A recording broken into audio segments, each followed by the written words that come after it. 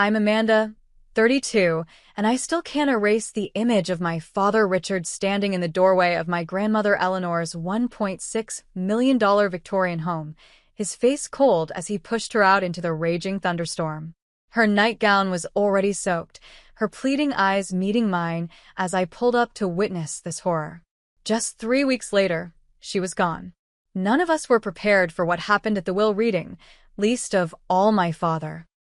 The silence that fell over the room when Eleanor's lawyer revealed her final wishes was deafening.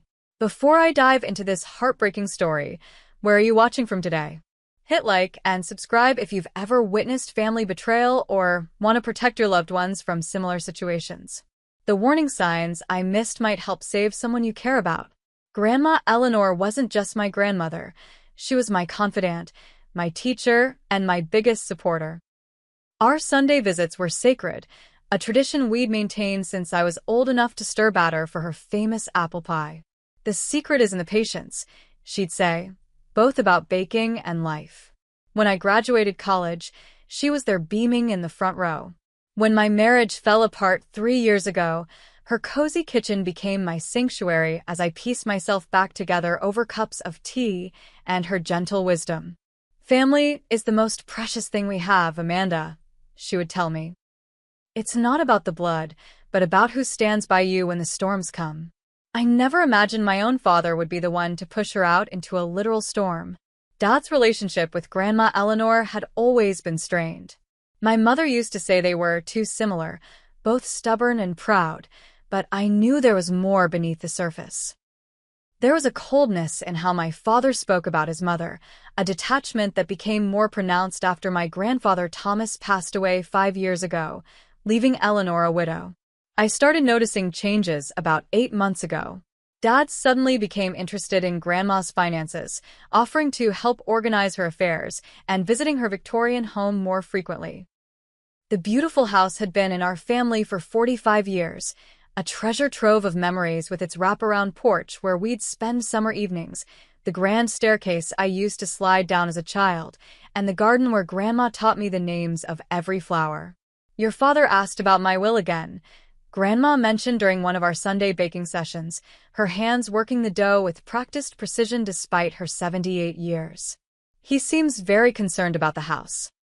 Says property taxes are getting too high for me to manage alone. The house had become increasingly valuable as our neighborhood transformed from middle class to sought after. Real estate developers had been circling, offering cash deals that Grandma always politely declined. This house isn't just wood and stone, she'd say. It's where your grandfather and I built our lives. Where your father grew up. Where you learned to bake. Some things are worth more than money.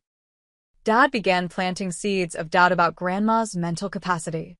Mom forgot her doctor's appointment again. He'd mentioned casually at family dinners. She couldn't remember where she put her checkbook when I visited. Little comments that built a narrative of a declining elderly woman, despite the sharp, witty grandmother I saw every week who still completed the New York Times crossword in pen. She really shouldn't be living alone in that big house, Dad would say, his voice filled with manufactured concern. All that space going to waste when she only uses 3 rooms. My Aunt Judith and Uncle Philip began nodding along, accepting Dad's assessment without question. I tried to counter these narratives. She seems perfectly fine to me, I'd argue, but was met with patronizing smiles. You only see her for a few hours on Sundays when she's at her best, Dad would reply. I'm there dealing with the reality. Grandma confided her worries to me in private. Your father keeps moving my things and then asking if I remember where I put them, she whispered one day, her voice trembling slightly. Am I losing my mind, Amanda? No, Grandma, I assured her, a chill running down my spine. You're as sharp as ever. But the seeds of doubt had been planted, not just in the family, but in Eleanor herself. I noticed she became more hesitant, second-guessing her words and decisions. The isolation was beginning as family members called less, believing Dad's stories about her, getting confused by too much stimulation. I should have seen what was coming. I should have done more. The first earthquake in our family came on a warm evening in May.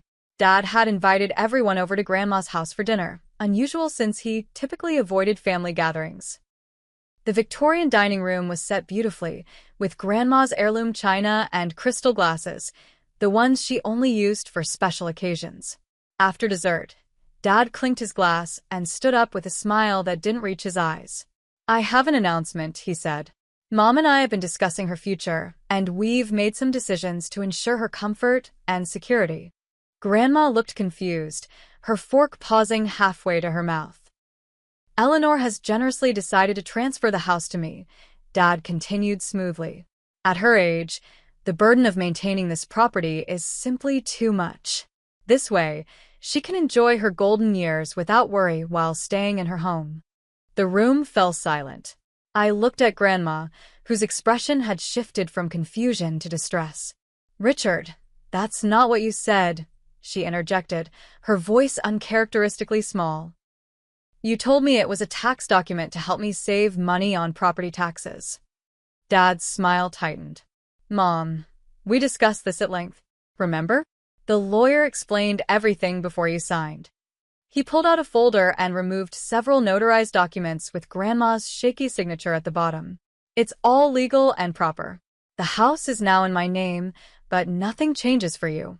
My Aunt Judith nodded approvingly. "That makes sense. It's for the best, Mom." I couldn't believe what I was hearing. "Grandma, is this what you wanted?" I asked directly.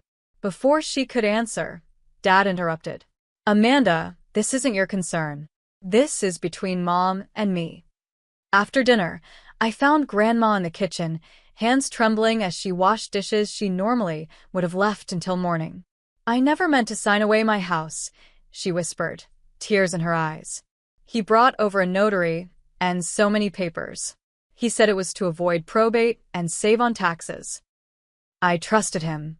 I was helping her dry the crystal glasses when Dad appeared in the doorway, his face darkening as he realized what we were discussing. "So, you're turning her against me now?" he snapped. "No one's turning anyone against you," I replied.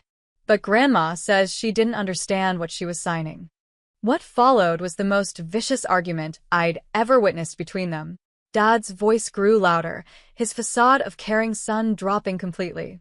"You're becoming senile," he shouted at his mother. "This is exactly why I needed to take control. You can't manage your own affairs anymore." Grandma drew herself up to her full height, dignity intact despite her tears. "This is my home, Richard. You tricked me." Dad's face contorted with anger. "Your home? The home you always loved more than me? The home you and Dad never thought I was good enough for." Old resentments bubbled to the surface, decades of bitterness spilling out. Then came the threat that made my blood run cold. "Challenge this, and I'll have you declared incompetent so fast your head will spin. You'll spend your remaining years in the cheapest nursing home Medicaid will cover." I tried to intervene, but Dad turned his fury on me. "Stay out of this unless you want to be cut off too." I'd never seen this side of my father before. Calculating, cruel, and completely unrecognizable. 3 days later came the moment I'll never forget. I was driving to Grandma's house during the worst thunderstorm we'd had in years. I'd been calling her all day with no answer, a sense of dread growing with each unanswered ring. As I pulled into the driveway, headlights illuminating the rain-soaked Victorian facade, I saw them on the porch. Dad was physically pushing Grandma out the door, her nightgown already drenched, a small overnight bag clutched in her hands. "You can't do this." I heard her cry as I ran from my car, rain immediately soaking through my clothes. "Please, just let me take my photo albums." "My jewelry. Richard, those were your grandmother's pearls. The house and everything in it is mine now," Dad replied coldly, blocking the doorway. "You should be grateful I don't press charges for the silver you tried to take." I reached the porch steps, slipping on the wetwood. "Dad, stop this. What are you doing?" He barely glanced at me. "Taking care of a situation that should have been handled years ago. She's your problem now." With that, he went inside and locked the door, leaving his 78-year-old mother standing in the pouring rain, homeless. I helped Grandma to my car, her body shaking with cold and shock. I just wanted my photographs, she kept saying. The ones of Thomas. Of you as a baby. They're not worth anything to anyone but me. That night, I brought Grandma to my small one-bedroom apartment. I gave her my bed and took the couch, lying awake listening to her muffled sobs through the thin wall, feeling utterly helpless. The next morning, Dad's campaign began in earnest. Calls and texts to family members painted a picture of an elderly woman having a mental breakdown, making wild accusations, becoming a danger to herself. Amanda's always been soft-hearted, he told them. Mom manipulated her with tears and confusion. The doctors agree she needs professional supervision. There were no doctors, no evaluations. Just Dad's words against ours. And somehow, his version was the one most of the family believed. The first week after the eviction, Grandma seemed to physically shrink. Her tall, dignified posture gave way to a hunched, uncertain shuffle. The sparkle in her blue eyes dimmed. She spent hours staring out my apartment window at nothing in particular, barely touching the meals I prepared. "I'm sorry to be such a burden," she'd say whenever I assured her she could stay as long as needed. My apartment wasn't designed for two people, especially with one being an elderly woman accustomed to space and privacy. We managed by developing careful routines, bathroom schedules, designated spaces for our few belongings, quiet periods when I worked from home. I took 2 weeks of emergency family leave from my job at Memorial Hospital to help Grandma stabilize. My supervisor, Sandra, was understanding but concerned. "Family matters can take longer than you think to resolve," she warned. "Don't exhaust your resources too quickly." Wise advice I couldn't afford to follow. Grandma needed me now. I tried everything to lift her spirits, bringing home her favorite desserts, finding old movies she loved on streaming services, even printing photos from my phone of family gatherings to replace the albums locked away in her house. Nothing seemed to penetrate the fog of grief and shock. 63 years of memories, she murmured one evening. Every birthday card you ever made me. The flag from Thomas's military funeral. My mother's recipes. All locked away like they meant nothing. While Grandma rested, I researched elder law attorneys, finally making an appointment with Patricia Goldstein, whose office was a 30-minute drive away. We met in a cluttered office with diplomas covering one wall and file boxes stacked along another. "What you're describing is elder abuse," Patricia said bluntly after hearing our story. "Specifically, financial exploitation and psychological abuse. Unfortunately, it's more common than you'd think, especially within families. So we can fight this?" I asked, hope rising. "Get her house back?" Patricia's expression was guarded. "Possibly, but these cases are challenging. The deed transfer appears legally executed, with a notary present. We'd need to prove coercion or lack of capacity at the time of signing." But there was coercion. He lied about what she was signing. Which becomes a he said, she said situation. Patricia explained patiently. Judges tend to look at documented evidence. Medical evaluations, witness statements, patterns of behavior. Do we have any of that? We didn't. Just our word against Dad's. "And I have to be frank about costs," Patricia continued. "A case like this could run $20,000 or more, with no guarantee of success."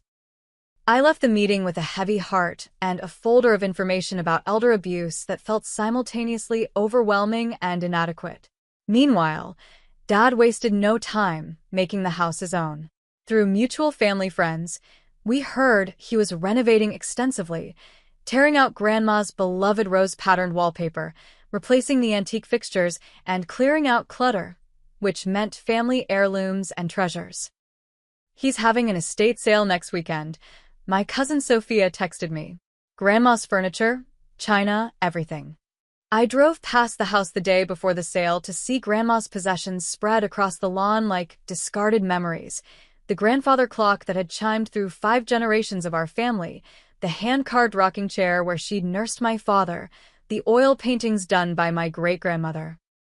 When I confronted Dad, standing among strangers pawing through our family history, his response was cold. "My house, my things. If Eleanor wanted any of this, she shouldn't have tried to turn the family against me." The family itself was fracturing along fault lines of loyalty. Dad had convinced many that Grandma's confusion and my emotional overreaction were the real problems. I received fewer invitations to family gatherings. Conversations went quiet when I entered the room. "Your father says you've always been jealous of his relationship with Eleanor," my Aunt Judith told me during an uncomfortable phone call. "That you're trying to control her assets yourself." The isolation was strategic and effective. With each passing day, our support system dwindled. But then came our first small victory.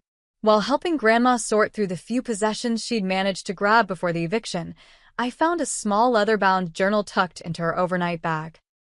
Inside, in her meticulous handwriting, were dated entries documenting Dad's behavior over the previous 6 months. October 15th, Richard asked to see my bank statements again. When I questioned why, he became agitated. Later noticed my checkbook moved from desk to kitchen counter. November 3rd, $500 missing from my wallet. Richard suggested I might have paid a bill and forgotten. December 20th. Richard brought friend Charles over, asked me strange questions about what year it was, who the president is. Later overheard them discussing cognitive decline. The journal was a goldmine of contemporaneous notes, evidence of a calculated campaign to undermine Grandma's confidence and manipulate her finances. Even more shocking was the entry from the day before the document signing. Richard came with Notary Susan. Many papers. When I tried to read them, Richard said we were in a hurry. Notary had another appointment. Said papers were for reducing estate taxes and avoiding probate complications. Never mentioned transferring house. "Grandma, why didn't you tell me you were keeping this journal?" I asked. She looked embarrassed. I thought I might be imagining things. That maybe Richard was right, and I was becoming confused. I didn't want to worry you if the problem was just my failing mind. With renewed determination, I contacted Patricia again. The journal wasn't definitive proof, but it was a start. And when I reached out to slowly, a clearer picture emerged of Dad's methodical manipulation. He hadn't just targeted Grandma, he'd been constructing an entire false narrative throughout the family. For the first time since that terrible night in the rain, I felt a flicker of hope that the truth might eventually come to light. By the 3rd week of Grandma living with me, we'd established a rhythm that almost felt normal. She was regaining some of her spark, even offering to teach me the correct way to iron shirts when she caught me hastily smoothing one with my hair straightener before work. Encouraged by her improvement, I organized a small family gathering at my cousin Sophia's larger home. The stated purpose was to discuss family concerns about Eleanor's well-being, neutral language I hoped would draw in even those who had sided with Dad. Sophia prepared finger sandwiches and tea, setting up her comfortable living room with enough seating for the 7 family members who had agreed to come. Grandma dressed carefully in one of her few remaining outfits, a navy blue dress that had fortunately been in her overnight bag. "I'm nervous, Amanda," she confessed as we drove to Sophia's. "What if they don't believe me?" "Just tell your truth," I assured her, squeezing her hand. The journal entries, the timeline of events, it speaks for itself. We were arranging chairs when the doorbell rang. Sophia answered it, and her sharp intake of breath made me look up. There in the doorway stood Dad, uninvited and unexpected, with a man in an expensive suit carrying a leather briefcase. "I heard there was concern about my mother's care," Dad announced smoothly, walking in as if he owned the space. As her son, I thought I should be present. "This is Gerald Hoffman, our family attorney." Our family attorney.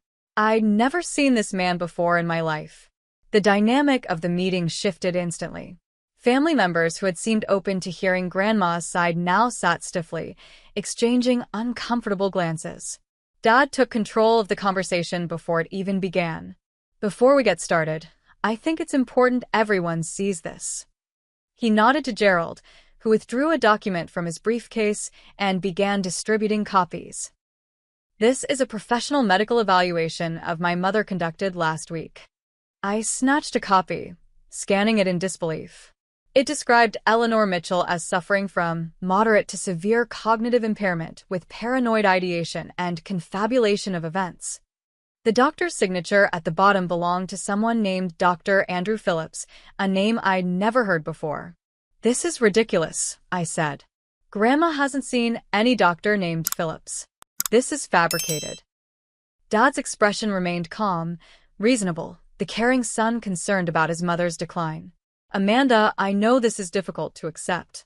Mom was evaluated at Lakeside Medical Center last Tuesday. You weren't informed because, frankly, your enabling of her delusions has become part of the problem." I turned to Grandma, who looked as shocked as I felt. "Grandma, did you see this doctor?"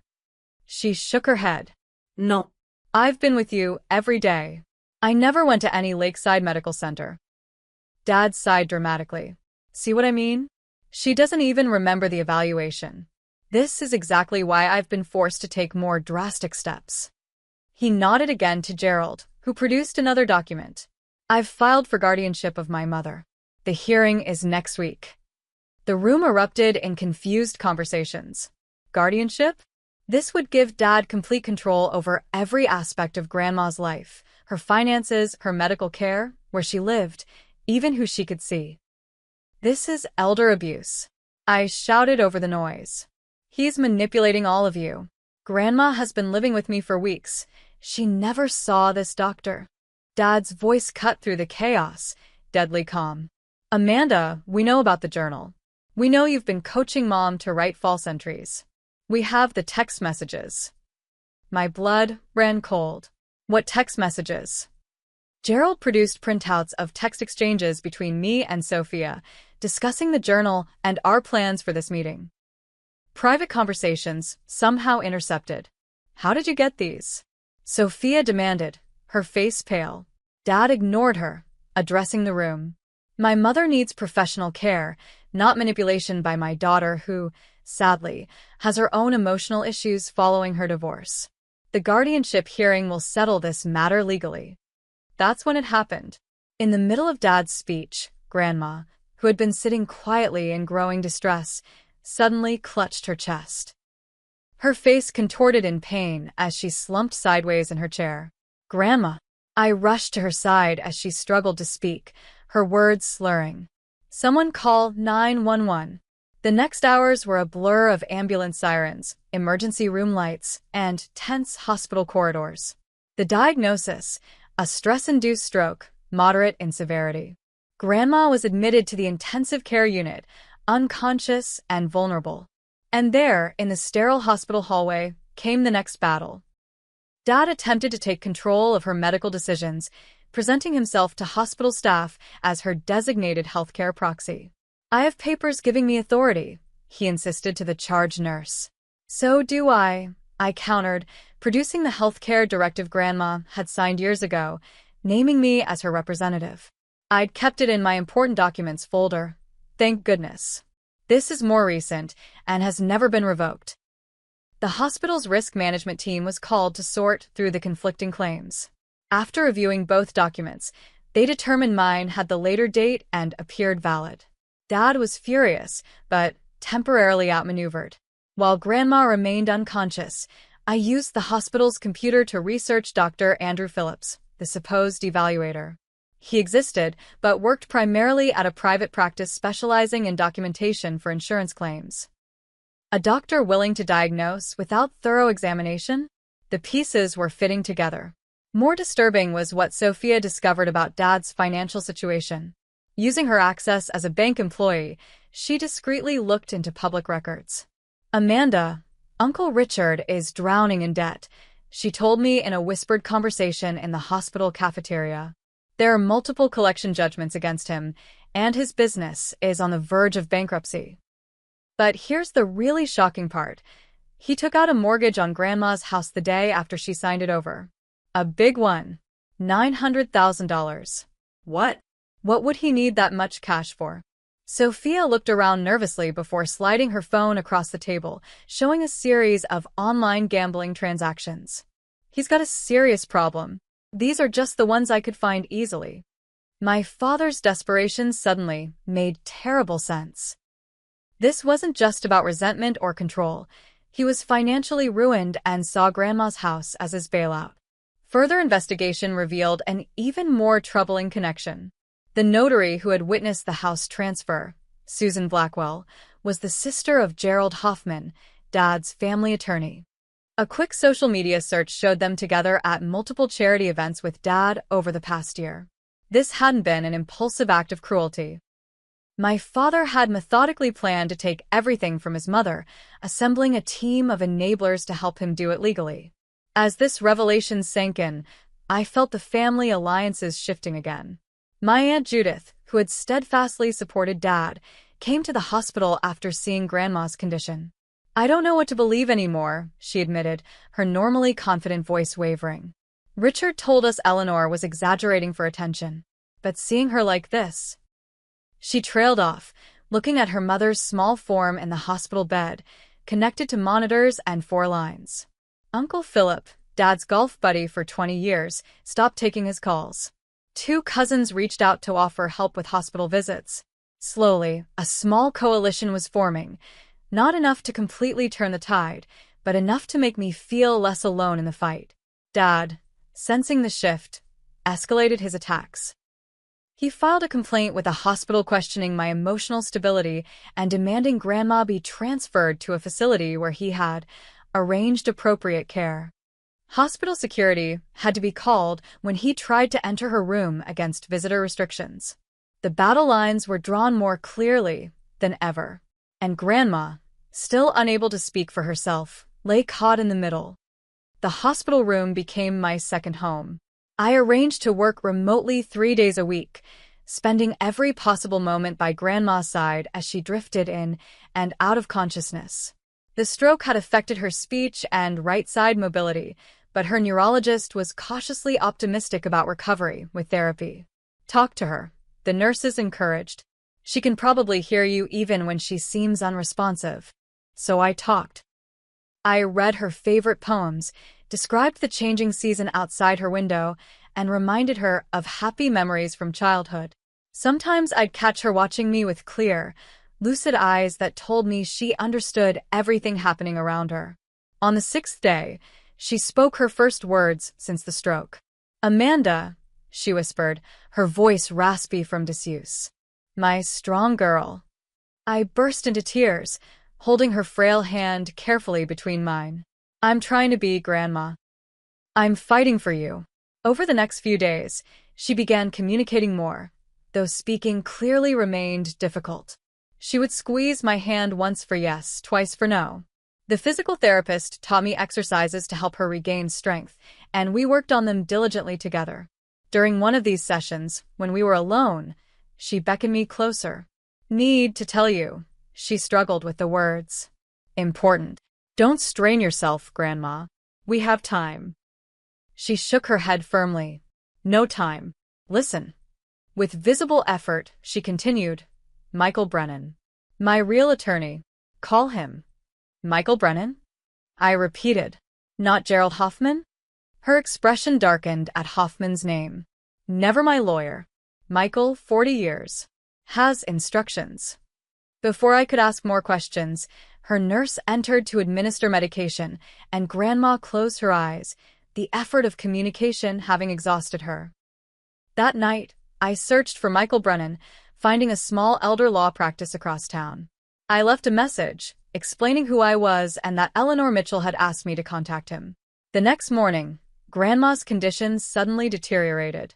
Her breathing became labored, her oxygen levels dropping despite supplemental oxygen. Tests revealed a pulmonary embolism, a blood clot in her lungs, a known complication of stroke and immobility. The ICU team worked frantically to stabilize her, but the prognosis turned grim. The attending physician took me aside, his face solemn. "We're doing everything we can, but your grandmother's condition is critical. I suggest you contact any family members who would want to say goodbye, just in case." The next 24 hours passed in a haze of medical interventions, hushed conversations with doctors, and revolving visits from family members. Dad appeared briefly, performing the role of grieving son perfectly for the hospital staff before telling me in a harsh whisper, "This wouldn't have happened if you hadn't stressed her with your accusations." By the following evening, the medical team had done all they could. Grandma's systems were failing. I sat beside her, holding her hand as the monitors beeped softly in the background. Her eyes fluttered open. "Amanda," she whispered, her voice barely audible. Promise. "Anything, Grandma. Truth will come out. Stay strong. Love you." These were Eleanor Mitchell's last words. She passed peacefully at 3:17 a.m. with me by her side, my tears falling onto our clasped hands. The grief was overwhelming, a physical weight crushing my chest. I'd failed her.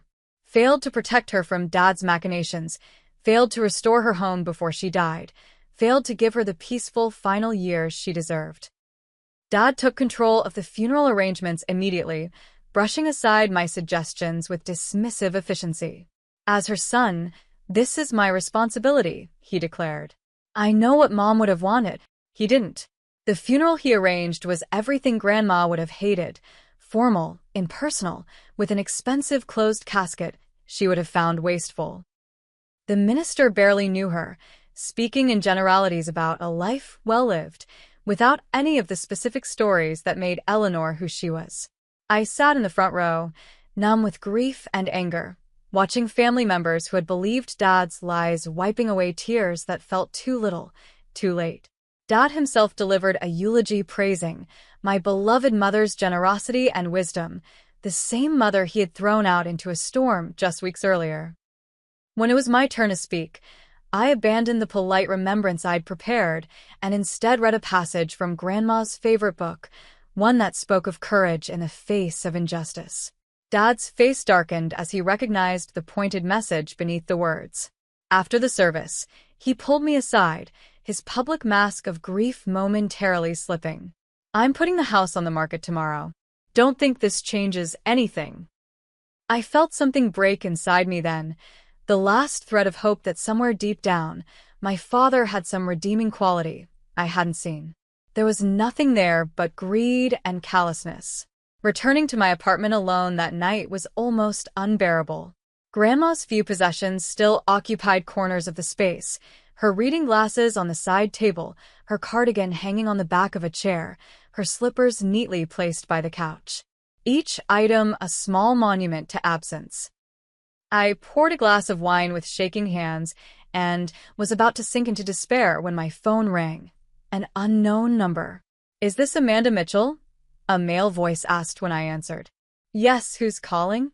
"Michael Brennan, Eleanor Mitchell's attorney. I just received your message. I'm so sorry to hear about Eleanor's passing. I've been out of the country and only returned yesterday. She was a remarkable woman and a friend of many years." I nearly dropped the phone. "She mentioned you in the hospital. Said you had instructions?" "Indeed I do," Michael replied, his tone shifting to one of professional determination. "Eleanor came to see me 3 days after she was forced from her home. She was very clear about what had happened and what she wanted to do about it. We have a great deal to discuss, Amanda. How soon can you come to my office?" For the first time since Grandma's death, I felt a tiny spark reignite. Maybe all wasn't lost after all. Michael Brennan's office was nothing like Patricia Goldstein's cluttered space. Located in a converted Victorian home not unlike Grandma's, it featured polished wood paneling, leather-bound law books, and framed photographs of Michael with various elderly clients, including one of him and Grandma at what appeared to be a garden party, both smiling widely. "Eleanor and I went back decades," Michael explained, noticing me studying the photo. "I handled her parents' estate, then her and Thomas's wills, and now—" He trailed off, shaking his head sadly. "I should have been more available when she needed me. The guilt weighs heavily." "You couldn't have known," I said, the words familiar from my own internal dialogues. "Perhaps not, but I'm determined to make it right now."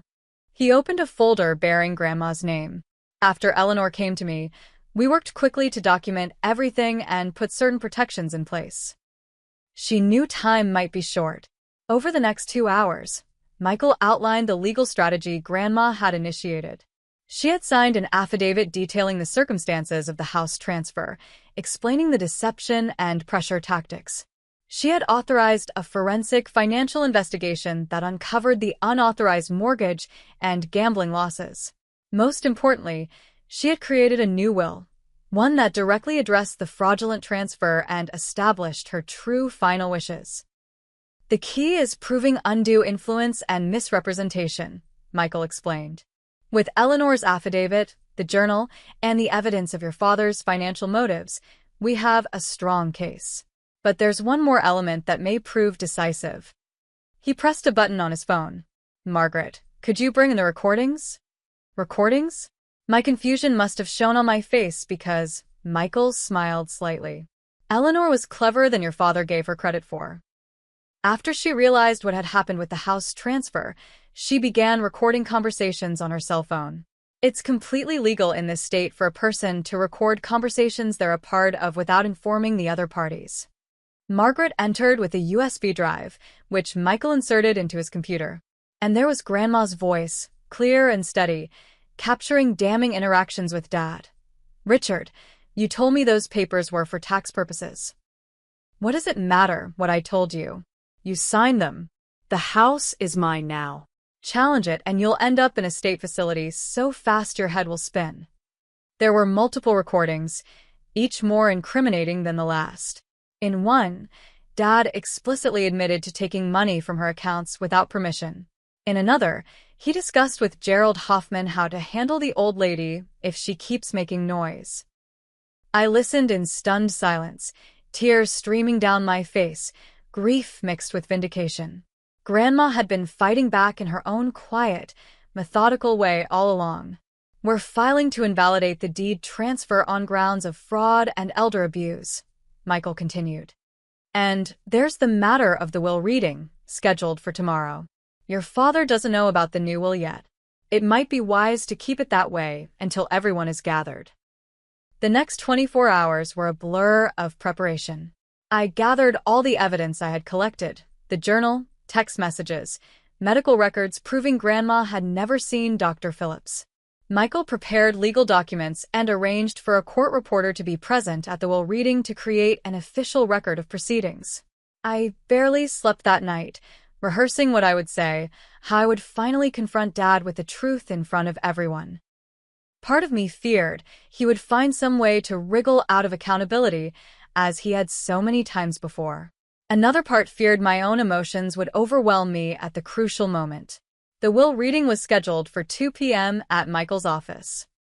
I arrived early, my stomach in knots, and was surprised to see several unexpected attendees arriving, a representative from Grandma's bank, the head of the hospital's elder care department, and most shockingly, Susan Blackwell, the notary who had facilitated the fraudulent deed transfer. Michael greeted each with professional courtesy, showing them to seats in the conference room. Family members began arriving, Aunt Judith looking uncomfortable, Uncle Philip stone-faced, cousins and more distant relatives filtering in with expressions ranging from curiosity to dread. Dad arrived last, flanked by Gerald Hoffman. He looked confident, even smug, nodding curtly to me across the room before taking a seat near the head of the table. I noticed he had already brought property listings for Grandma's house, barely waiting until she was buried before planning to cash in. At precisely 2 p.m., Michael closed the conference room door and took his position at the head of the table. Thank you all for coming today. We're here for the reading of Eleanor Mitchell's last will and testament. Before we begin, I should clarify that I, Michael Brennan, have been Eleanor's attorney for over 40 years. Mr. Hoffman, he nodded toward Gerald, has never represented Eleanor in any capacity, despite any claims to the contrary. Dad shifted in his seat, the first crack in his confident demeanor. Furthermore, Michael continued, I must inform you that the will we are about to read was executed on May 18th of this year, 1 week before Eleanor's passing, and replaces all previous versions. Dad leaned over to whisper urgently to Gerald, who looked increasingly concerned. Before reading the will itself, Eleanor requested that a video statement be played for all present. Michael clicked a remote, lowering a screen on the wall, and there was Grandma, sitting in this very office, looking directly into the camera. Though visibly tired and strained, her eyes burned with determination. "If you're watching this, I've passed on," she began. "I want to set the record straight about recent events. My son Richard manipulated me into signing over my home through deception, claiming the documents were for tax purposes when they were actually a deed transfer. When I discovered the truth and confronted him, he threatened me and ultimately forced me from my home during a thunderstorm, with only the clothes on my back." The room was dead silent as Eleanor methodically outlined everything that had happened: the financial exploitation, the lies to family members, the fabricated medical evaluation, and the attempted guardianship. "I am of sound mind as I record this," she continued. "The notion that I suffer from cognitive impairment is a fiction created by my son to justify his actions. Dr. Lawrence Wilson, my physician of 20 years, has provided a written statement confirming my cognitive health, which is included with my will." As the video continued, Michael distributed copies of bank records showing unusual withdrawals from Eleanor's accounts, along with the fraudulent mortgage documentation on the house. The evidence mounted, item by damning item. When the video ended, I finally stood, my voice steadier than I expected. "Dad," I said, looking directly at him. "How could you do this to your own mother? To throw her out into a storm, to take everything she valued, to try to declare her incompetent. All for money." His face had gone pale, but anger quickly replaced shock. "This is ridiculous." Mother was confused.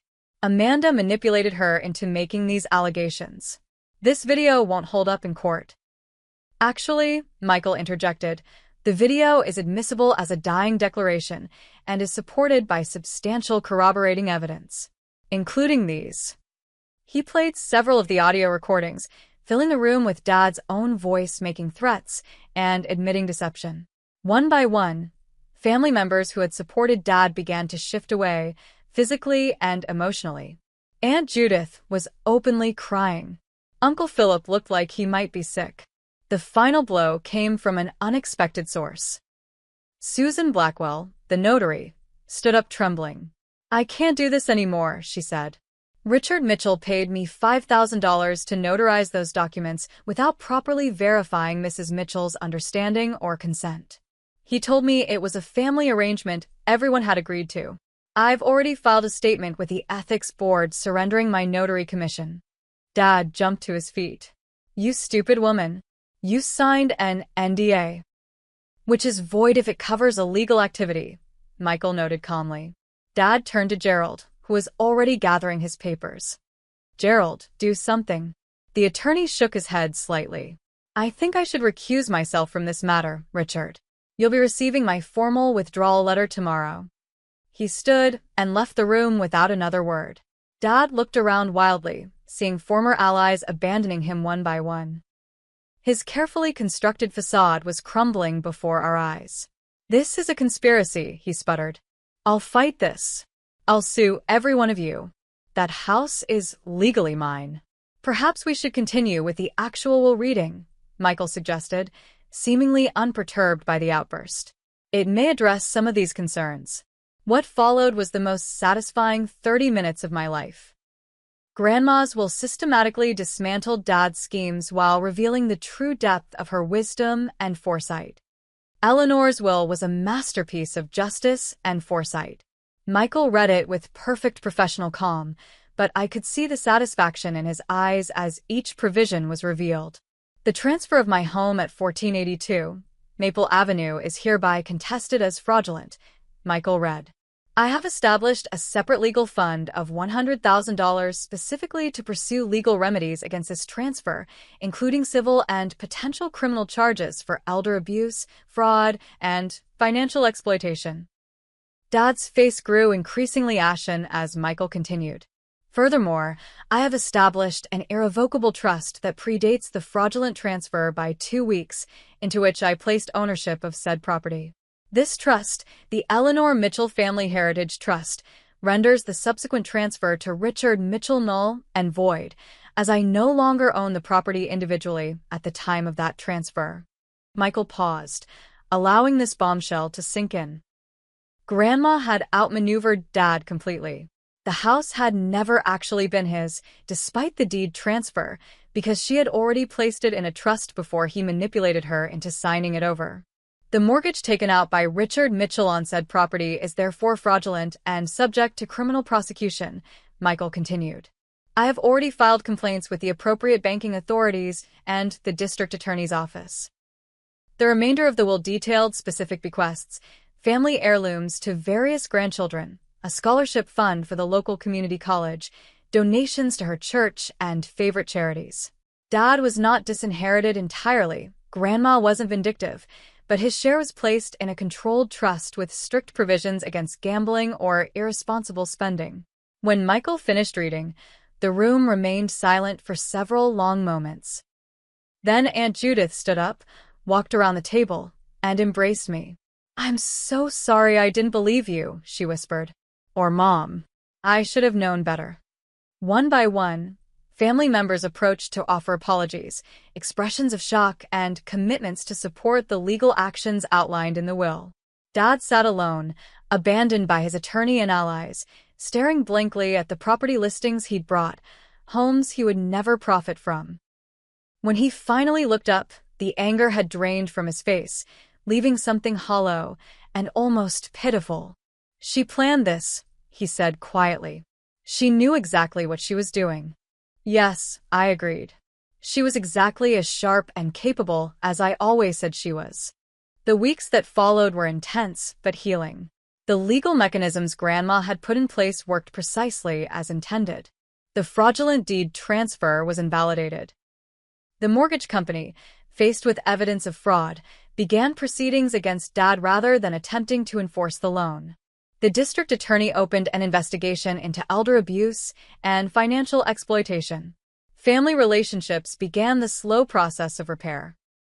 Aunt Judith and Uncle Philip became my strongest supporters, helping to sort through Grandma's recovered possessions and participating in family councils to ensure nothing like this could happen to another vulnerable family member. "I should have seen the signs," Judith said during one such meeting. "Mom was always so independent, so sharp. I wanted to believe Richard because it was easier than questioning him." "We all failed her in different ways," I acknowledged. "The important thing is that we learn from this and protect each other better in the future." As for me, the experience transformed my understanding of both justice and family. I had always worked in healthcare administration, but now I enrolled in evening classes on elder law and patient advocacy. The hospital where I worked supported this direction, eventually creating a new position for me as elder care patient advocate. Through this work, I connected with dozens of families facing similar situations, adult children struggling to protect elderly parents from exploitation, often by other family members. Grandma's story, which I shared with permission from the family, except Dad, became a powerful teaching tool about the warning signs of elder abuse and the legal protections available. The most difficult question I faced was what relationship, if any, to maintain with Dad. He avoided jail time by accepting a plea deal that included restitution, community service, and mandatory gambling addiction treatment. The family money he had hoped to access remained firmly out of his reach. At first, I couldn't bear to see or speak to him. The memory of Grandma standing in the rain haunted me too vividly. But eventually, 6 months after her death, I agreed to meet him at a neutral coffee shop. He looked older, diminished somehow. The confident manipulator replaced by a man forced to face consequences perhaps for the first time in his life. "I've been trying to understand why," I said after our awkward greeting. "Why you would do that to your own mother." Dad stared into his coffee cup for a long time. "I started with small things, borrowing money from her accounts, telling myself I'd pay it back. Then the gambling got worse and I needed more. Each step made the next one easier." He looked up. "I'm not asking for forgiveness. I don't deserve it. But I am sorry, Amanda. For everything." Was it genuine remorse or another manipulation? I couldn't tell, and perhaps it didn't matter. What mattered was that I no longer allowed his actions to consume my energy and attention. He had chosen his path. I was choosing mine. "I hope your treatment helps," I said finally. "But I need time. A lot of it." We left it there, not reconciled, but not completely severed. A door left slightly ajar for possible future healing, but only if earned through genuine change. Meanwhile, life rearranged itself around Grandma's absence. The house she loved so much found a new purpose, one that would have made her smile. On what would have been Grandma's 80th birthday, we gathered at 1482 Maple Avenue, not as a family in mourning, but as a community celebrating a legacy. The Victorian house had been transformed according to the detailed instructions in Eleanor's trust documents, which Michael had kept separate from the will until all legal challenges were resolved. The Eleanor Mitchell Center for Elder Dignity, read the elegant sign by the freshly painted front door. Inside, the grand old home had been thoughtfully modified, an elevator installed alongside the magnificent staircase, accessible bathrooms added, the garden redesigned with raised beds for those who couldn't bend easily. A community center specifically designed for seniors, Michael explained as he gave family members a tour. Offering legal clinics, social activities, educational programs, and advocacy services, all the things Eleanor valued throughout her life. The trust Eleanor established was comprehensive, funding both the center's operations and a legal aid program specifically for elder abuse victims. The irony wasn't lost on anyone. The house Dad had schemed so desperately to control would now help protect others from similar exploitation. But the most powerful moment came when Michael gathered everyone in the library, the room where Grandma had spent countless hours reading to me as a child, and played one final video. Eleanor recorded this just 2 days before her stroke, he explained. She asked that it be shared only after all legal matters were settled. Grandma appeared on screen, seated in her favorite armchair, the one Dad had sold at the estate sale and we had managed to track down and repurchase. "My dear family," she began, her eyes clear and voice steady. "If you're watching this, the truth has finally come to light. I don't want this difficult chapter to define our family forever. There's something I never told any of you, something I think it's time you knew." She reached beside her and held up an old, leather-bound book. "This is Thomas's journal from when Richard was born. My husband was not an emotionally expressive man, as most of you know, but he wrote his deepest feelings here." Grandma opened the journal and began to read. "Our son was born today. When the nurse placed him in my arms, I felt such terror that I would fail this small person who depends on me completely. My own father was cold, critical, never satisfied with anything I achieved. I swear I will be different with Richard, but I don't know how. I never learned the language of fatherly love." She looked up from the pages. Thomas tried his best, but he didn't know how to show Richard the affection and approval he needed. It created a wound that never properly healed. This doesn't excuse what Richard did, but perhaps it helps explain the bitterness that grew in him over the years. The room was completely silent. Dad had never attended these gatherings, but Aunt Judith was quietly crying. "I tell you this not to engender sympathy for Richard, but to break a cycle," Grandma continued. Hurt people. Understanding this can help us heal and ensure these patterns don't continue to the next generation." She set down the journal and leaned toward the camera, her expression softening. "I forgive Richard, though I cannot condone his actions. And I leave you all with this. Our family is not defined by our worst moments or our greatest failures. We are defined by how we recover, how we learn, how we rebuild." As the video ended, I noticed something unexpected, a small box on the library table with my name on it. Michael nodded for me to open it. Inside was a handwritten letter and a small, worn leather-bound book, Grandma's personal journal, dating back decades. The letter, in her familiar handwriting, read, "Amanda, my brave girl. Of all my grandchildren, you inherited not just my recipes, but my stubborn sense of justice. This journal contains not family secrets, but family wisdom, the lessons I've learned over a lifetime about love, forgiveness, and standing firm when it matters most. Let it guide you when I no longer can. The greatest inheritance I leave you isn't material wealth, but the courage to protect what's truly valuable. All my love, Grandma." Tucked into the journal's pages was a folded piece of paper, the original recipe for her famous apple pie, complete with the secret ingredients she'd never shared with anyone else. That afternoon, in the center's newly renovated kitchen, I taught the first cooking class for local seniors, making Grandma's apple pie while sharing her story.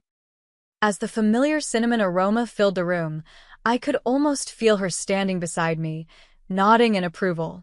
In the months that followed, the center became a vibrant community hub. More remarkably, it became a model for similar programs across the state. Two legislators who heard Eleanor's story began drafting enhanced elder protection laws, informally known as Eleanor's Law, strengthening penalties for elder abuse and creating better oversight of property transfers involving seniors.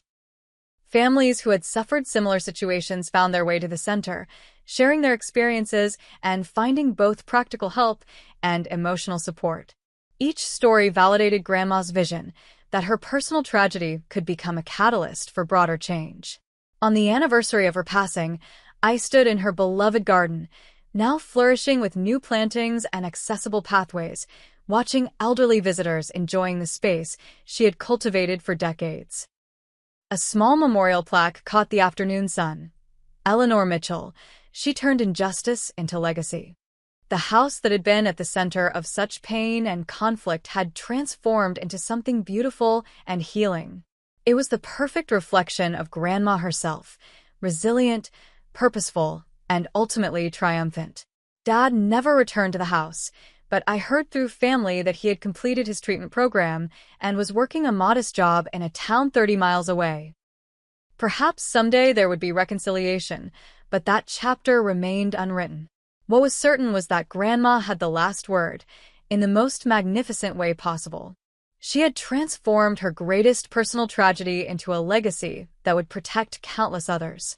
In her final act of wisdom, she showed us all that true justice isn't just about punishment, but about creating lasting positive change from the ashes of wrongdoing. Standing there in her garden, I finally felt peace. "Well played, Grandma," I whispered to the wind. "Well played." What would you do if you were in Amanda's situation? Have you ever witnessed someone taking advantage of an elderly family member? What warning signs do you think are most important to watch for? Please share your thoughts in the comments below. If this story touched you, or you think it could help someone else recognize elder abuse, please like, subscribe, and share. Together, we can protect our most vulnerable loved ones and ensure they're treated with the dignity they deserve. Thank you for listening, and remember, family legacy isn't measured in property or possessions, but in how we care for each other.